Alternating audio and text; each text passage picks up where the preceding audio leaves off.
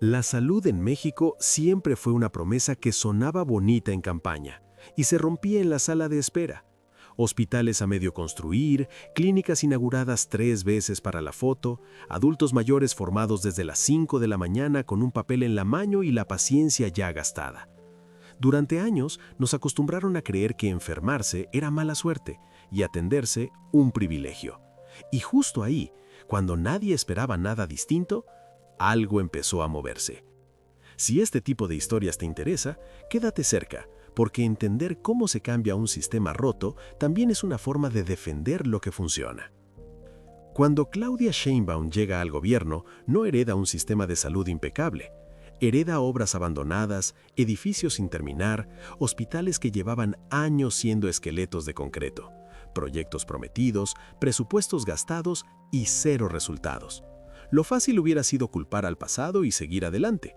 Lo difícil, y lo que casi nadie hace, fue terminar lo que otros dejaron tirado. 31 hospitales. No en el discurso, no en el PowerPoint. 31 hospitales concluidos, abiertos y operando. Lugares donde antes había bardas grafiteadas y maleza, hoy hay quirófanos, camillas, médicos y enfermeras trabajando turnos completos. No fue magia ni improvisación, fue decisión política.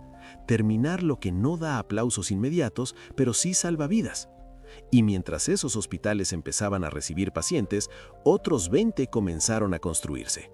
No en zonas bonitas para el corte de listón, sino en puntos donde la atención médica era una travesía, donde una urgencia significaba horas de traslado o simplemente resignarse.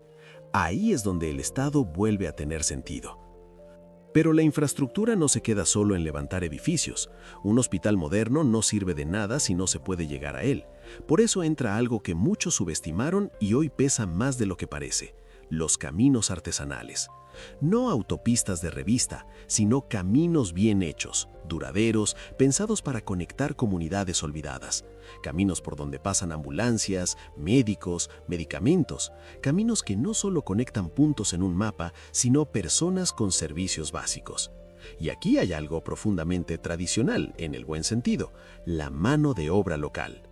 Gente de la propia comunidad construyendo los caminos que van a usar sus familias. Trabajo, dignidad y utilidad real. Nada de obras infladas para empresas fantasma. Lo básico, bien hecho.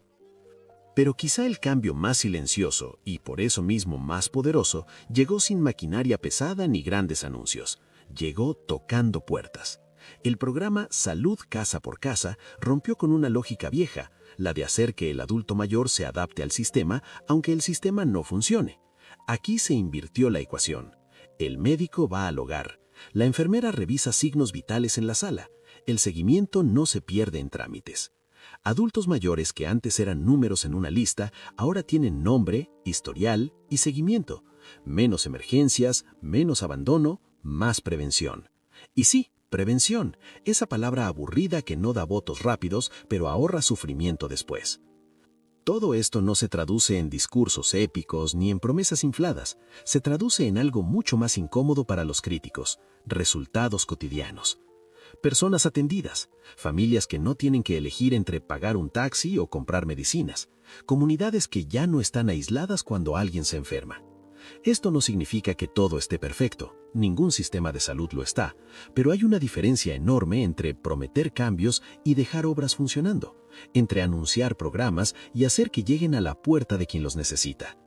Y justo cuando empiezas a juntar todas estas piezas, hospitales terminados, nuevos centros en construcción, caminos que conectan, médicos que visitan hogares, te das cuenta de algo.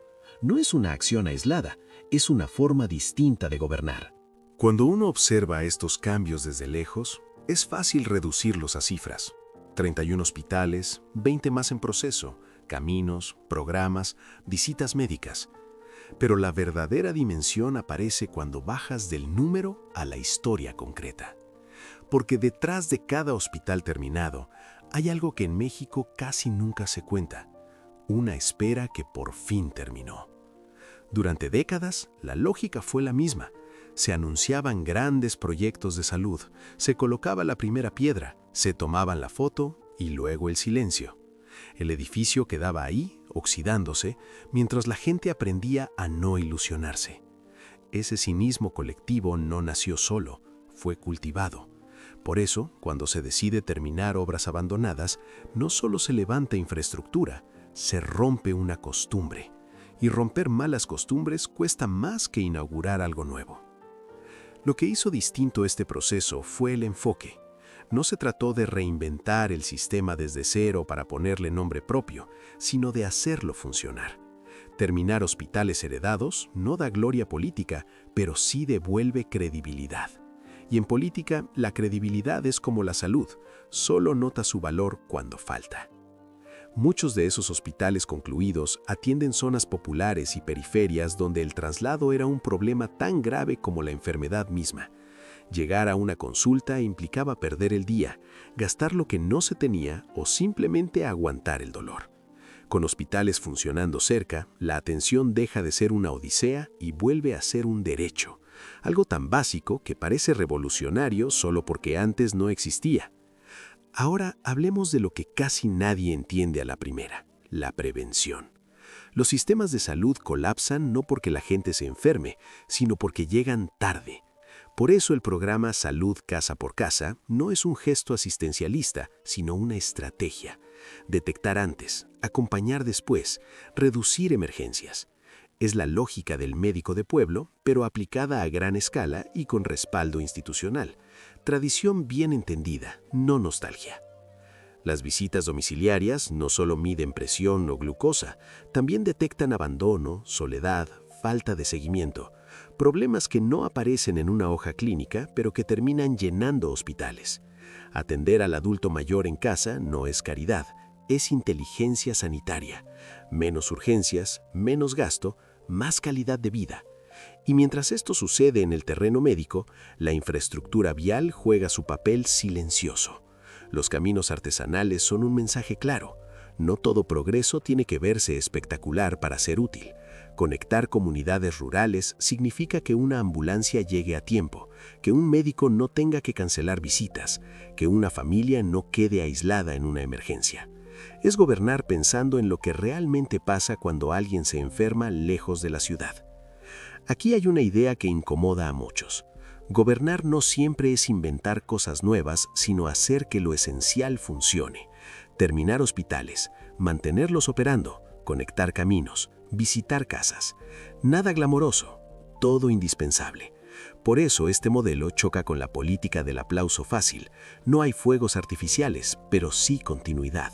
No hay discursos grandilocuentes, pero hay seguimiento. Y eso, en un país cansado de promesas, empieza a marcar una diferencia real. Y cuando observas el conjunto, entiendes que no se trata solo de obras o programas, sino de una visión, un estado que no aparece solo en la tragedia, sino antes de que ocurra, un estado que vuelve a poner el cuerpo, no solo el discurso.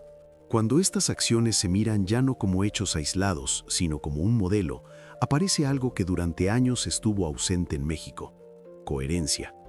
Porque un hospital terminado sirve poco si no hay médicos. Un médico sirve poco si no puede llegar, y llegar es imposible si no hay caminos. Todo está conectado, aunque durante décadas se gobernó como si no lo estuviera. La diferencia aquí es que la salud deja de ser un tema de discursos y se convierte en una política que atraviesa decisiones presupuestales, infraestructura y territorio. No es casualidad que los hospitales terminados se complementen con caminos funcionales y programas de atención domiciliaria. Es la misma lógica aplicada en distintos frentes: acercar el Estado a la gente, no obligar a la gente a perseguir al Estado. Esto tiene un impacto que va más allá de la medicina. Cuando una comunidad sabe que hay atención cercana, cambia su relación con la autoridad. Se reduce la resignación, esa idea peligrosa de que así nos tocó vivir. La salud empieza a verse como algo que se puede cuidar, no solo padecer. Y eso, aunque suene abstracto, tiene efectos muy concretos en la vida diaria. También hay un mensaje político de fondo que muchos prefieren ignorar. Gobernar con seriedad implica continuidad. Terminar lo que otros dejaron inconcluso no es señal de debilidad, sino de madurez. Es entender que las instituciones están por encima del ego, algo que en México ha escaseado más que médicos especialistas. El programa Salud Casa por Casa encarna esa visión con claridad. No espera a que el problema explote, no abandona al adulto mayor a la burocracia, recupera una idea simple y profundamente humana. La medicina es acompañamiento, y en un país donde la población envejece rápido, eso no es opcional, es urgente. Por eso este enfoque empieza a resonar a nivel nacional. No porque sea perfecto, sino porque es funcional, porque parte de una premisa básica que durante años se olvidó. La política pública no existe para verse bien, existe para servir. Y servir, muchas veces, significa hacer lo que no luce, pero sí sostiene. Ahora bien, esto también plantea una pregunta incómoda. ¿Por qué durante tanto tiempo se normalizó lo contrario? ¿Por qué aceptamos hospitales fantasmas, programas que no llegan, caminos que no conectan? Tal vez porque nos enseñaron a esperar poco, y cuando alguien decide elevar ese estándar, el contraste es inevitable. Si esta reflexión te parece importante, quédate y participa, porque entender estos cambios también es una forma de exigir que no se reviertan. El verdadero reto no es construir hospitales, sino mantenerlos funcionando. No es iniciar programas, sino sostenerlos en el tiempo. Y ahí es donde este modelo se juega su legado, en la constancia, no en la promesa. Porque al final, un país no se mide por sus discursos, sino por cómo cuida a su gente cuando más lo necesita. Y en la salud no hay maquillaje que valga, o funciona o falla. Si quieres conocer más acciones y decisiones que están redefiniendo el rumbo del país, suscríbete, deja tu like y comenta qué opinas de este enfoque. El debate informado también es parte de la democracia. Y quédate con esta idea final. Cuando el gobierno deja de ser un espectador y vuelve a hacerse responsable, la salud deja de ser un privilegio y vuelve a ser lo que siempre debió ser, un derecho.